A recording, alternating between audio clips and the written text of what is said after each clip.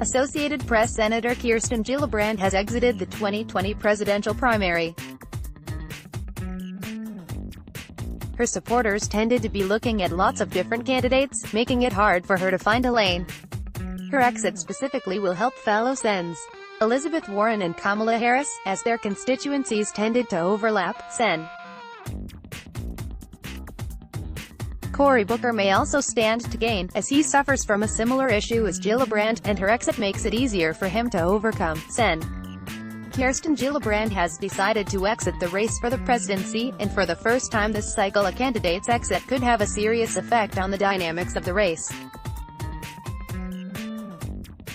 While Gillibrand struggled to carve out a consistent percentage of the electorate who placed her as their first choice, the information that most pollsters tend to ask about in their horse race polling, she was more popular than those numbers let on. Based on insiders polling, we conduct a recurring SurveyMonkey audience poll of Americans, each week or so, asking more than 1,000 respondents about the candidates that they'd be satisfied with as nominee.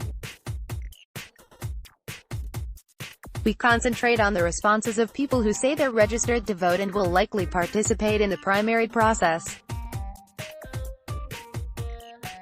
This allows us the unique perspective of figuring out the overlaps and the intra-party rivalries that are forming at this phase in the race. When a candidate exits, that helps their friends, not their ideological rivals, and based on our data, Gillibrand's departure has the most potential upside for Sen. Elizabeth Warren and Senator Kamala Harris. Justin Sullivan, Getty Images. Gillibrand dropped out at a smart time. First, the stark reality of the senator's situation. Though considered a compelling candidate early in the race, in the first 5 of our surveys, which ran from late December to late February, an average of 26% of people familiar with Gillibrand would be satisfied with her as nominee. That number slipped as peers such as Warren and Harris surged. By comparison, in the 5 most recent polls, running from early July to mid-August, just 19% of those who knew of her would be satisfied if she were the nominee. The polling at this stage in the race is preliminary at best. Candidates who want to be president ideally prefer such figures go up, not down. Business Insider. Gillibrand was well liked, but her supporters liked lots of people. Looking at the polls since mid-May, the average Gillibrand supporter responded to our survey with 8 candidates that they would be satisfied with as nominee. That means that the average Gillibrand supporter was weighing 7 other people, which leads me to believe that she was having issues sealing the deal with constituents. Only 3% of those satisfied with her listed her as the sole candidate they'd be satisfied with, and only 7% of her fans had it between her and 1 or 2 rivals. In that same batch of polls, just 10% of Democratic respondents thought Gillibrand would beat President Trump in a general election. The generic response among Democrats is around 28%. All this is to say that Gillibrand realized she wasn't breaking through and savvily quit while she was ahead. Elizabeth Warren. Mark Wilson, Getty Images. Warren is the most obvious beneficiary. Since May, there were 429 respondents out of 2,078 respondents who knew of Gillibrand, were registered to vote and said they'd participate in the Democratic primary. We can look at their preferences to get a sense of where they'll go. Overall, Warren is considered a satisfactory nominee by 56% of Democratic respondents who knew of her. That's really good, and just behind former Vice President Joe Biden.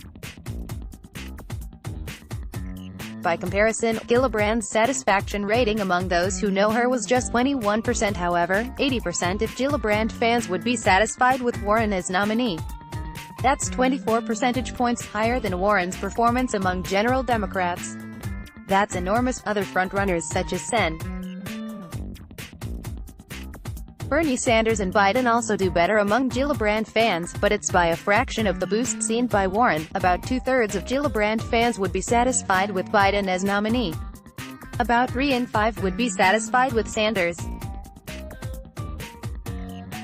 There are 2 other candidates that ridiculously outperform their numbers among Gillibrand supporters. Michael Kovach, Getty Images. Harris has an opportunity as well. 78% of Gillibrand supporters like her West Coast counterpart, Harris. That's well above the 54% satisfaction rating among Democrats who know Harris, and also 24 percentage points higher among Gillibrand fans, while Harris hasn't enjoyed the same degree of polling support that Warren has. This exactly moment, an ideologically similar colleague exiting the race, presents an incredible opportunity for Harris should she capitalize. AP Sen. Cory Booker has an opening. The Democrat from New Jersey, a longtime Gillibrand ally in the Senate, may have an inside track as well. Booker suffers from many of the same problems as Gillibrand. Though he's well-liked, his supporters tend to be fans of several different candidates. On average, those satisfied with Warren were satisfied with 4.1 other contenders. Those satisfied with Harris as nominee liked 4.6 other candidates, but fans of Booker on average mentioned 5.7 other candidates as amenable nominees.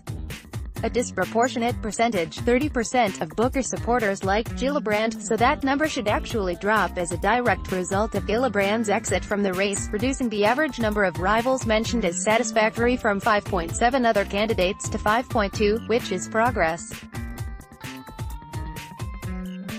Harris and Warren see a drop half as large, and Booker can also capitalize on the fact that he's the single most disproportionately liked person among Gillibrand's fans. His satisfaction rate among Gillibrand supporters is nearly double his overall performance, a 28 percentage point jump from 37% of Democrats to 67% of Gillibrand supporters. Harris and Warren have had steady rises, but Booker needs a solid win. Taking the PATH train from Newark to New York and pursuing some support could be the shot in the arm he needs. Let's block ads. Why?